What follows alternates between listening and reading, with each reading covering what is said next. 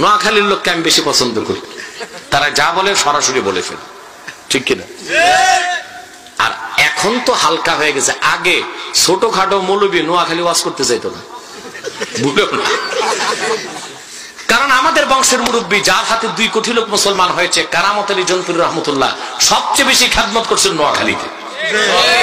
এই জন্য নোয়াখালী ঘরে ঘরে আলেম ছিল, ওই ধান্দাবাজ মৌলবীদের ভাত ছিল না আগে। এরকম পুরান কালে এক বক্তা গেছে নোয়াখালীর কাছাকাছি, পুরা ঢুকে নাই, যে আগে বলছে ভাই সব আমি ওয়াজের আগে জানতে চাই এখানে নোয়াখালীর কোন লোক আছেন কিনা।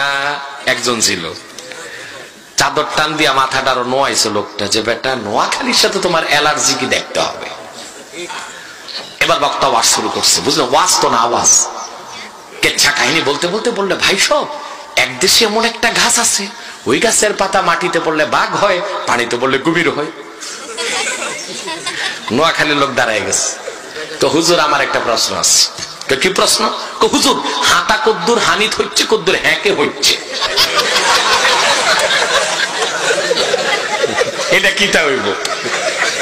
বক্তা তো দোয়া ইউনুস পড়তে পড়তে ভাগছে, এখানে বাদ চলবে না।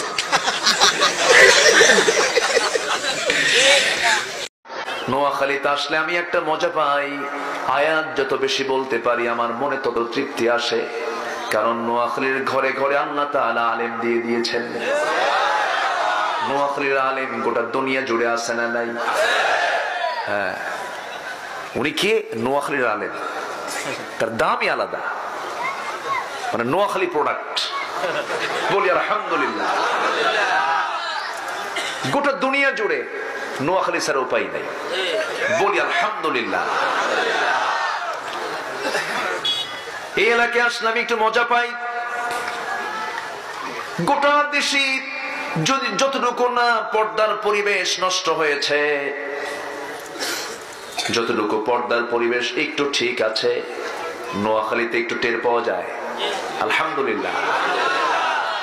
গোটা দেশের কোথাও পাবেন না যে পুকুর পাড় ঢেকে রাখে। নোয়াখালীর প্রত্যেকটা পুকুর পর্দায় আছে না না?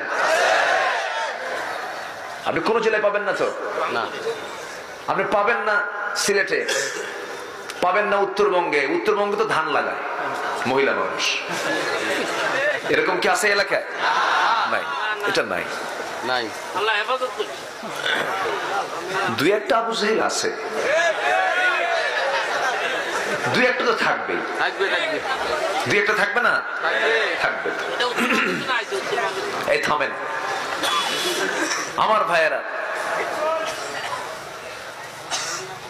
সেই নোয়াখালী আলহামদুলিল্লাহ বলেন, আলহামদুলিল্লাহ বলেন। সব দিকে বরকতে ধন্য।